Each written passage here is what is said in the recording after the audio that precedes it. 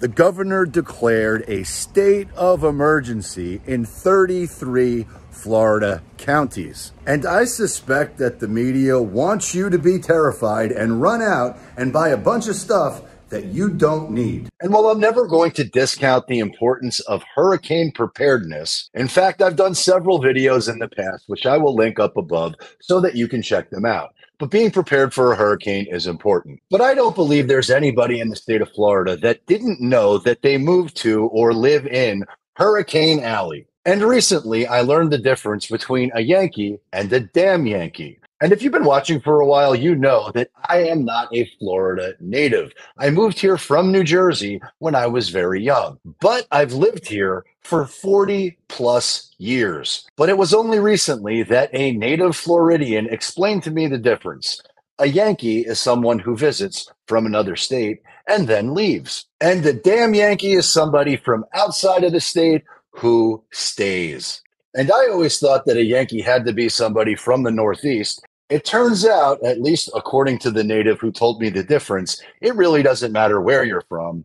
If you intend to put down roots and stay, you are a damn Yankee. But having lived through 45 hurricane seasons, I also know that the headline news and the scare tactics that the media employs is normally completely overblown. Because good news travels fast and bad news travels faster. But over the course of the last week, I have seen so much misinformation that is complete garbage that I felt a fiduciary responsibility to share the truth. And more importantly, share the 11 reasons why this recession will not save the housing markets. And I intentionally use the term markets instead of market because each market has its own risk profile and each market has its own supply and demand, and each market is going to trade differently than mine. But all of them are going to be exposed to the top 11 reasons that I'm about to share. And I've taken the liberty of including the USDebtClock.org as my background to give you a real-time picture as to how bad the U.S. debt is. And in case you don't know already, debt eats equity. Debt is no bueno, but inflation is no bueno either. And yet Big Papa Powell continues to tell us the truth. And he remains committed to his messaging. And on Friday, he went on the record and stated that inflation is too high and warns that we are prepared to raise rates further. And if you've been watching this channel for a while, I really hope none of this comes as a surprise to you. But I've been talking about mortgage interest rates skyrocketing since 2020. And having been a stockbroker for damn near 20 years, I also know I'm not a market timer. I'm never going to be able to tell the top or bottom of any market ever. And just so you know, neither is anybody else. But mortgage interest rates are at a 20-year high. And I suspect they're going to blow past 8% on their way to 10 faster than you could ever imagine. And yet I continue to see industry experts share the most self-serving nonsense I've ever seen. Because if something sounds too good to be true, that's because it is too good to be true. It's not true. And this is where I feel compelled to qualify. I'm not a CPA. I'm not an attorney. I'm not an analyst. I'm not a financial advisor. But having been a stockbroker for 20 years and having weathered every financial storm, including the great financial crisis, I do understand pattern recognition. And as a boots-on-the-ground operator of a high-performance real estate team, I believe it is imperative. It is my fiduciary responsibility to ensure that you know everything there is to know about what the housing market conditions are right now and the top 11 risks I see inherent in the market right now. These risks are already baked into the cake. But as recently as this week, industry experts who are disseminating information to the public are telling the public, you don't need to fear the return of adjustable rate mortgages. And in addition to that, those same industry experts are telling the public, don't expect a wave of foreclosures because serious delinquencies are on the decline, at least as per them. And delinquent, as per them, is a loan that is over 3 monthly payments behind or in the process of foreclosure. And then the icing on the cake, as per industry experts, is Bill McBride, the founder of Calculated Risk. And he's on the record as stating that there will not be a foreclosure crisis this time. And while Bill McBride of Calculated Risk says there's nothing to see here, nothing to worry about, no foreclosures at this time, I can't help but remember back to when Ben Bernanke told us the exact same thing. What is the worst case scenario? So we have so many economists coming on our air and saying, oh, this is a bubble and it's going to burst and this is going to be a real issue for the economy. Some say it could even cause a recession at some point. What is the worst case scenario if, in fact, we were to see prices come down substantially across the country? Well, I guess I don't buy your premise. It's a pretty unlikely possibility. We've never had a decline in house prices on a nationwide basis. So what I think is more likely is that house prices will slow, maybe stabilize, might slow consumption spending a bit. I don't think it's going to drive the economy too far from its full employment path, though. So would you agree with Alan Greenspan's comments recently that we've got some areas of the country that are seeing froth? Not necessarily a national situation, but certainly froth in some areas. You can see some types of speculation, investors turning over condos quickly. So those sorts of things you see in some local areas. I'm hopeful that, and I'm confident, in fact, that the bank regulators will pay close attention to the kinds of loans that are being made, making sure that underwriting is done right. But I do think that this is mostly a localized problem and not something that's going to affect the national economy. Well, Ben, you were wrong. And when I hear and see industry experts and real estate agents going out there and pounding their chest that home price deceleration does not equal home price depreciation, I don't know if they're truly getting high on their own supply and they've convinced themselves of this very convenient lie, or they're just plain stupid. But I would absolutely warn you to run like hell from someone who tells you that the market can't go down and that home prices only trade higher, because that's not true. And yes, long term, I do believe the future looks bright. And as a real estate professional, I know that real estate will always trade. It will always be a good market for someone, depending on what the market conditions are. But no market, no buyer, no seller, no investor, no consumer should be unaware of the top 11 reasons why this recession will not save the housing market. And the experts and the politicians and the powers that be and the media all want everybody to believe that a recession isn't happening. In fact, as recession fears fade, we may be experiencing a recession instead. Here's what that means to you. But key point number one, there's a lot of speculation about whether a recession is still on the horizon. And if you have a lot of speculation as to whether a recession is still on the horizon, I cannot help you. And you are likely going to feel a tremendous amount of pain in the future, because you are unprepared. But there are some economists that say the country is already experiencing a recession, which is really just a fancy way of saying that the rich folks are feeling it, but there's not going to be a broader contraction. And that layoffs have been limited to white-collar jobs, while the unemployment rate remains near 50-year lows. Let me translate that for you in case you're confused, because I personally don't understand a word they just said. A recession is only impacting rich people. The middle class and less fortunate are not feeling the pain of this recession. That's interesting. And it's also certainly not my experience.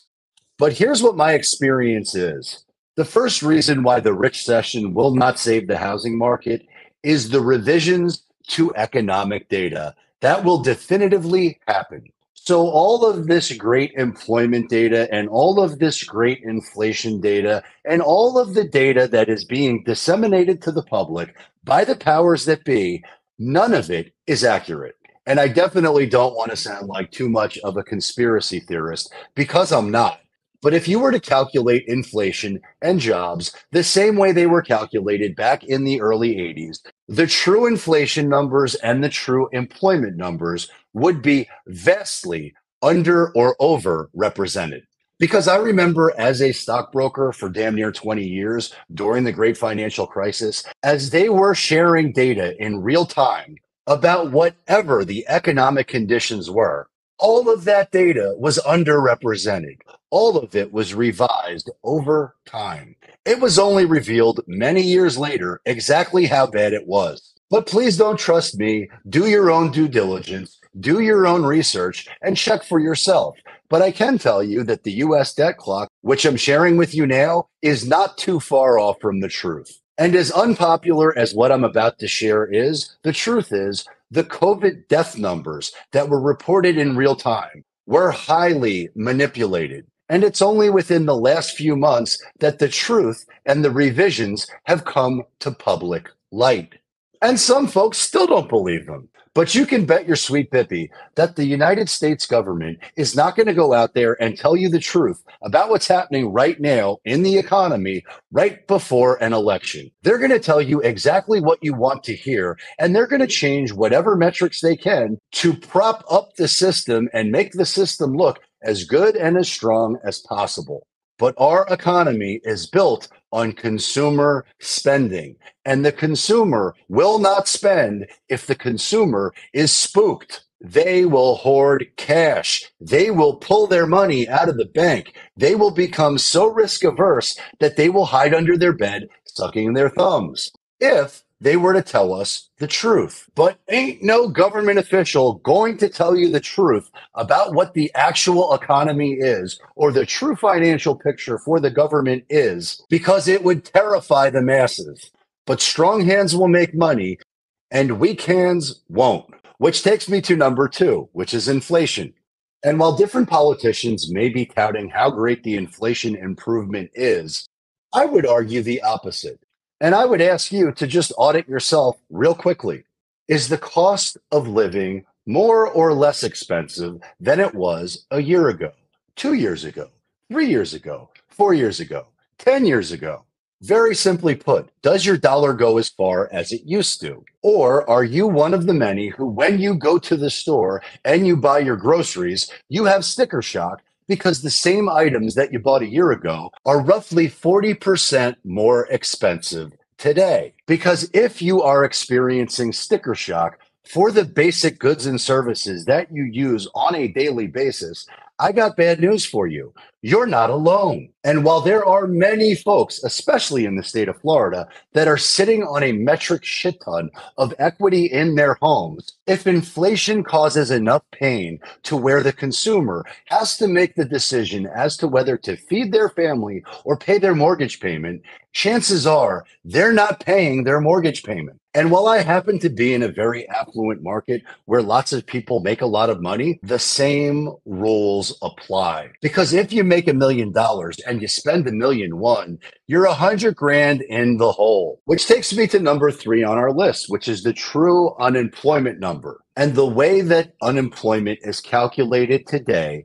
is not the same as it's been calculated throughout most of history. Because if you have 2 high income earners and one of them loses their job, but they're still motivated to go out there and get it done, and they take 3 blue collar jobs in order to fill the gap and make up the difference in earnings that they lost from the job that they got fired from, well, then the unemployment numbers that the government is using don't reflect that. Those employment numbers look fantastic. But I know for certain there are many folks that are in my affluent market who combined have high incomes. And if one of them loses their job and they lose half their income, they are in financial distress. And it's possible they can side hustle their way out of it up until they can't. Which takes us to number 4, which is consumer debt. And consumer debt just hit $17 trillion.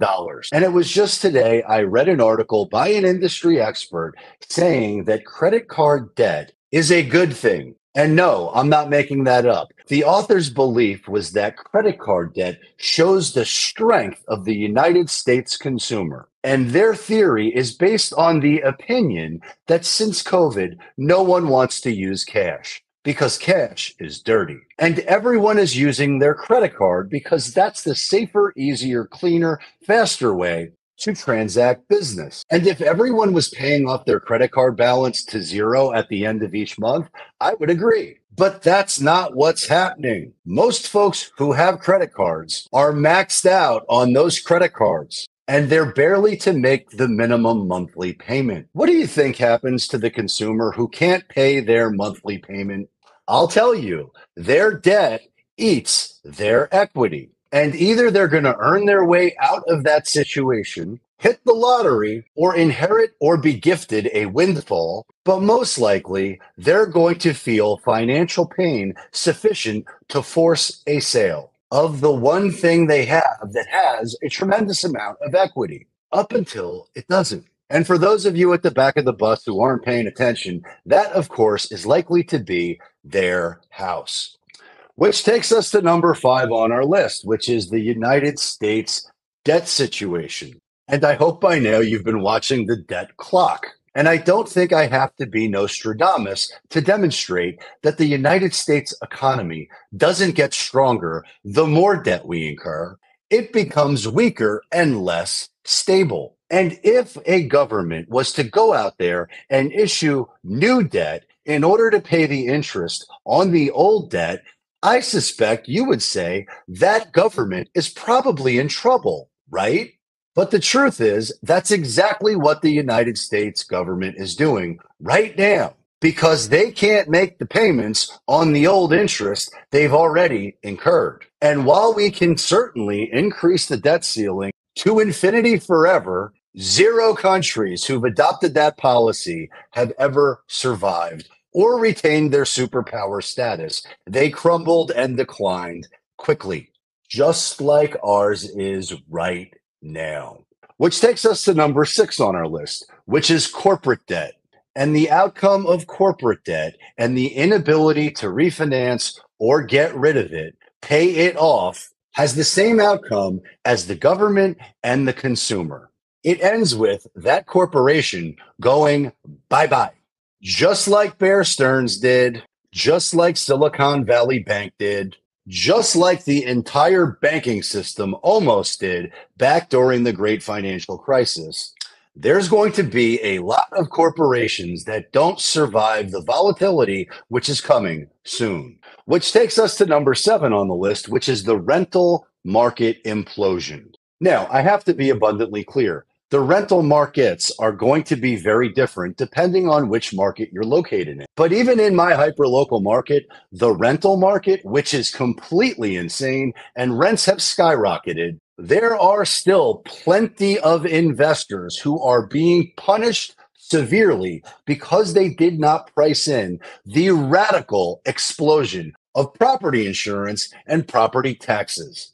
And right after the pandemic, where everybody and their brother wanted to be an Airbnb guru, many of those folks who bought into that fad are getting squeezed. And I'll say it differently. They're getting demolished. Because if their financial forecast was different than their financial reality, chances are they're on the verge of bankruptcy. And to be abundantly clear, that does not include every investor, but it definitely includes enough to move the needle as it relates to home prices in those markets. Because in case you don't remember, it took less than 10% of the overall market to be in distress during the last epic meltdown to bring down national home prices by 30%. And to be clear, that was the national average. There are much worse horror stories of half-price homes, or worse, depending on which market you're located in. Which takes us to number 8, the commercial real estate implosion. And to be clear, these are not ranked in any particular order.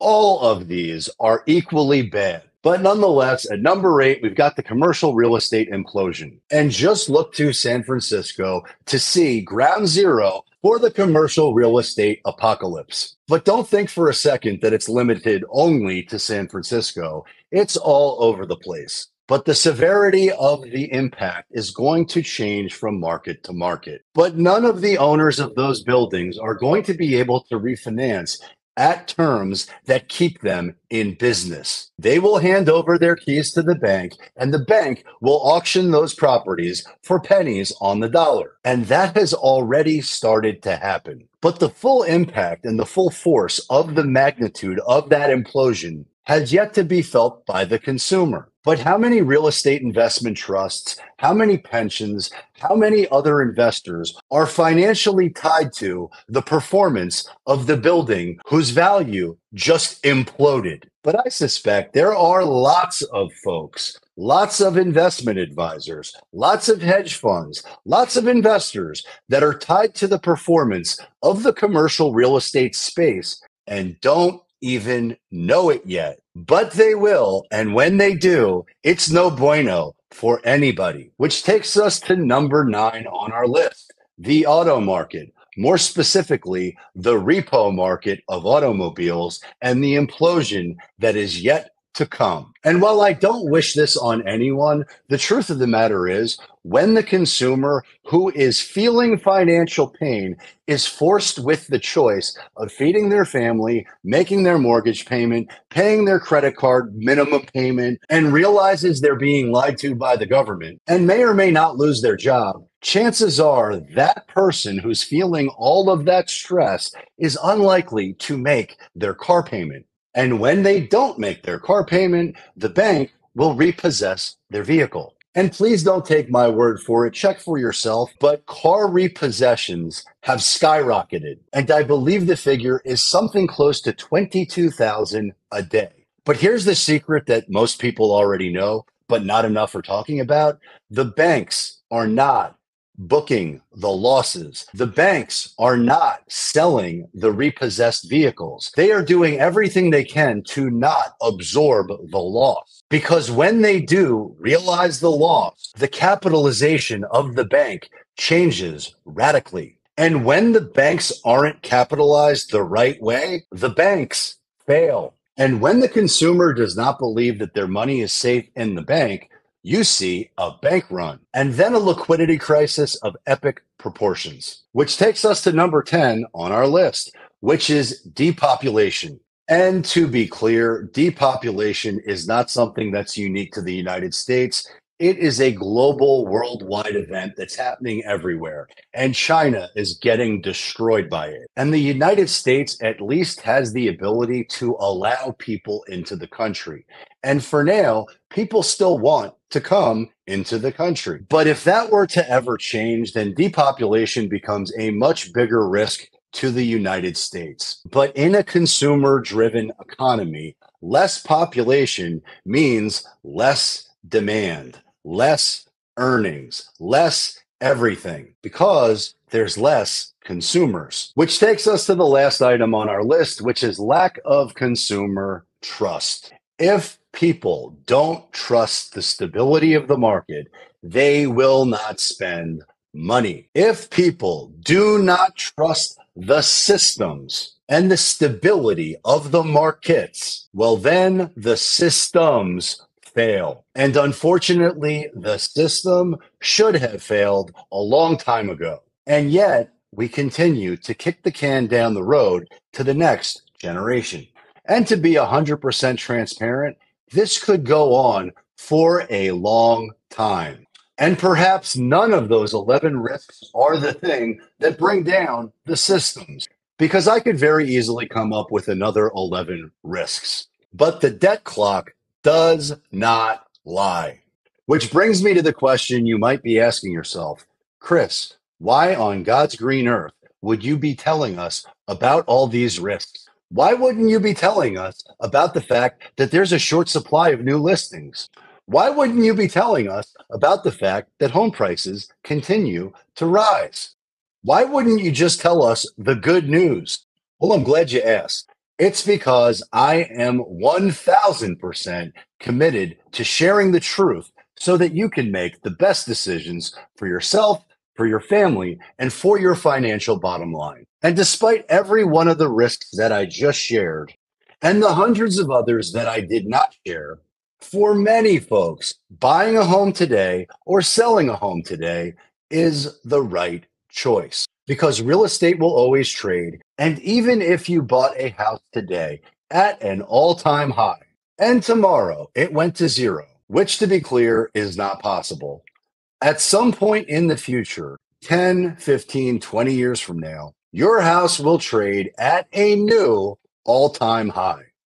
Now, I hope you found this content valuable, and if you did, please subscribe to the channel, give it a thumbs up, share it with a friend. If you're thinking about buying or selling anywhere, please reach out because we would love to help. Please reach out directly or click the link down below and we will connect with you right away. So check me out on Twitter where I can never be censored. Follow me on Patreon where I go off, and check out my next video because I suspect you will love it a lot. And until next time, peace.